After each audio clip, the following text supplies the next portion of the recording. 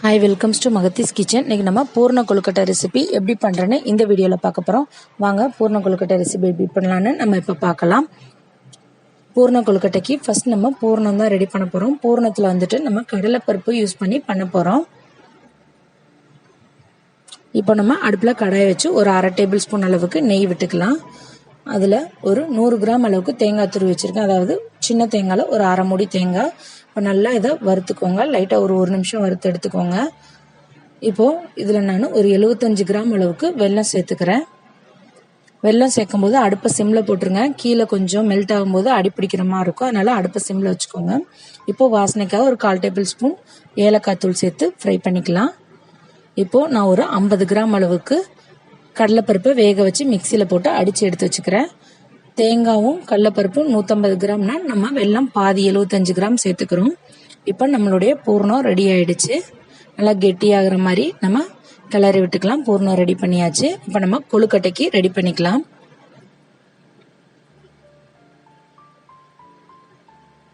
கொழுக்கட்டைக்கு இப்போ நான் ஒரு 200 ml தண்ணி விட்டுருக்கேன். இந்த டம்ளரில் இப்போ நான் ஊற்றின டம்ளரில் மெஷர் பண்ணி 1.5 டம்ளர் எனக்கு பச்சரிசி மாவு இருந்தது. அதே டம்ளருக்கு 1.5 டம்ளர் அளவுக்கு தண்ணி எடுத்துக்கிறேன்.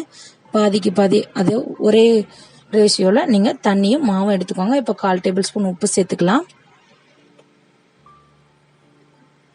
இப்போ இதில் நம்ம ஒரு 1/2 டேபிள் ஸ்பூன் அளவுக்கு நெய் சேர்த்துக்கலாம். நெய் சேர்த்திங்கன்னா நல்லா இலக்கமாக இருக்கும் மாவு. இப்போ நம்ம ஒரு 200 கிராம் அளவுக்கு பச்சரிசி மாவு நான் இதில் சேர்த்துக்கிறேன். அந்த டம்ளரில் 1.5 டம்ளர் அளவுக்கு பச்சரிசி மாவு இருந்தது. 1.5 டம்ளர் அளவுக்கு தண்ணி. கொதிச்ச உடனே நம்ம கொதிச்சதுக்கு அப்புறம் தான் பச்சரிசி மாவு சேர்க்கணும். இதில் லைட்டாக ஓரளவுக்கு பாதி வெந்ததுக்கு அப்புறம் நம்ம இங்கே பாருங்க ப்ரெஸ் பண்ணோன்னா நமக்கு நல்லா பிடிக்க வந்துச்சுன்னா நம்ம மாவு பதம் கரெக்டாக இருக்குன்னு அர்த்தம். இது பார்க்கறதுக்கு இந்த மாவு புட்டு மாதிரி தான் இருக்கும். நீங்கள் அப்படியே லைட்டாக ஹீட்டோட இருக்கும்போது நீங்கள் உருட்டுனா கரெக்டான பதத்துக்கு வந்துடும். நம்ம நார்மலாக கொழுக்கட்டை எப்படி உருட்டுவோமோ அதே மாதிரி கெட்டியான பதத்தில் கிடைக்கும். நம்ம இந்த மாதிரி டைரக்டா மாவு பிணையாம இந்த மாதிரி வேக வச்சு எதுக்கு பண்றோம்னா கொழுக்கட்டை வந்து ஆறுனதுக்கு அப்புறமும் நல்லா சாஃப்டா இருக்கும். அதனாலதான் இந்த மாதிரி டைப்ல நம்ம இன்னைக்கு கொழுக்கட்டை ரெசிபி பண்ண போறோம். நல்லா உருட்டிக்கோங்க. இப்போ எனக்கு கரெக்டான பதத்துல கிடைச்சிருக்கு. உங்களுக்கு தண்ணி பத்தலைன்னா சுடு தண்ணியை லைட்டா ஆட் பண்ணி பிணைஞ்சிக்கோங்க. நல்லா உருட்டிக்கோங்க. இப்போ நம்ம ஒரு கைப்பிடி அளவுக்கு நான் ஒரு மாவை இதுலேருந்து எடுத்துக்கிறேன். எடுத்து நல்லா உருட்டிக்கிறேன். நீங்கள் ஒவ்வொரு டைமும் பண்ணும்போது இதே அளவாக எடுத்து பண்ணிங்கன்னா கொழுக்கட்டை வந்து ஒரே ஷேப்பில் ஒரே சைஸில் கிடைக்கும். இப்போ நல்லா இது வந்து 2 பெருவரலையும் ஆப்போசிட் டைரக்ஷனில் வச்சு நல்லா சுற்றி நல்லா ப்ரெஸ் பண்ணி விடுங்க. ஒரே மாதிரி இருக்கணும். ஒரு சைடு மொந்தையாகவும் ஒரு சைடு வந்து லேஸாகவும் இருக்கக்கூடாது. இப்போ நமக்கு ஒரு பவுல் ஷேப்பில் கிடைக்கும். நல்லா முடிஞ்ச அளவுக்கு தின்னா கிடைக்கிற மாதிரி நீங்கள் உருட்டிக்கணும். இப்போ பாருங்கள் நமக்கு பவுல் ஷேப்பில் கிடைச்சிச்சு. இப்போ நான் ஒவ்வொரு ஓரங்களாக எடுத்து அதோட அடிப்பகுதியை ஒரு ப்ரெஸ்ஸும் மேல் பகுதியை ஒரு ப்ரெஸ் பண்ணுறேன்.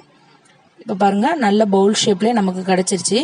அடிப்பகுதியும் மேல் பகுதியும் ஒவ்வொரு ப்ரெஸ் பண்ணும்போது தான் உங்களுக்கு வந்துட்டு அந்த பூண்டு மாதிரி இந்த கொழுக்கட்டை அந்த ஷேப்பில் கிடைக்கும்.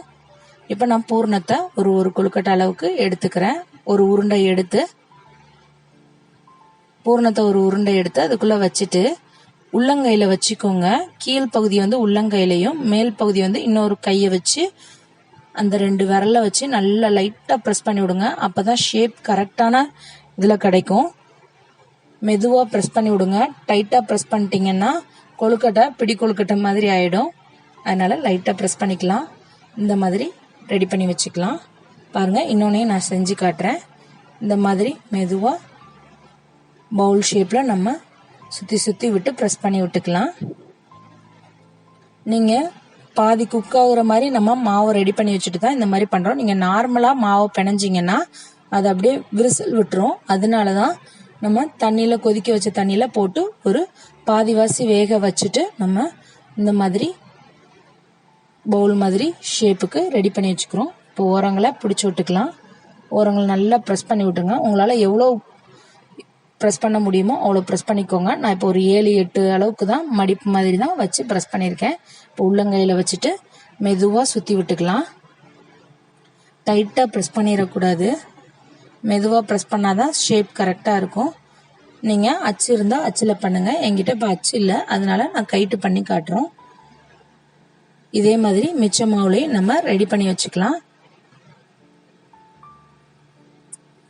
இப்போ ரெடி பண்ணி வச்சிருக்கிற கொழுக்கட்டையெல்லாம் நான் இட்லி பாத்திரத்தில் போட்டு வேக வைக்கிறேன். ஒரு 15 நிமிஷம் இட்லி கொப்பரையில வேக வச்சுக்கலாம். இப்போ நம்ம கொழுக்கட்டை ரெடி ஆயிடுச்சு. நம்ம ஆல்ரெடி பாதி வெந்துதான் மாவை வேக வச்சுதான் நம்ம கொழுக்கட்டைக்கே பிடிச்சோம். ஸோ ஒரு 15 நிமிஷம் மேக்சிமம் 15 நிமிஷம் தான், அதுக்கு மேல நமக்கு தேவைப்படாது. ஹை ஃப்ளேம்ல வச்சு 15 நிமிஷம் வேக வச்சுக்கோங்க. இந்த மாதிரி நீங்களும் ட்ரை பண்ணி பாருங்க. இந்த மாதிரி ட்ரை பண்ணும்போது உங்களுக்கு ஆறுனதுக்கு அப்புறமும் கொழுக்கட்டை நல்லா சாஃப்டா இருக்கும். இந்த வீடியோ உங்களுக்கு பிடிச்சிருந்தா லைக் பண்ணுங்க, ஷேர் பண்ணுங்க, கமெண்ட் பண்ணுங்க. அப்படியே எங்க சேனலை சப்ஸ்கிரைப் பண்ணுங்க.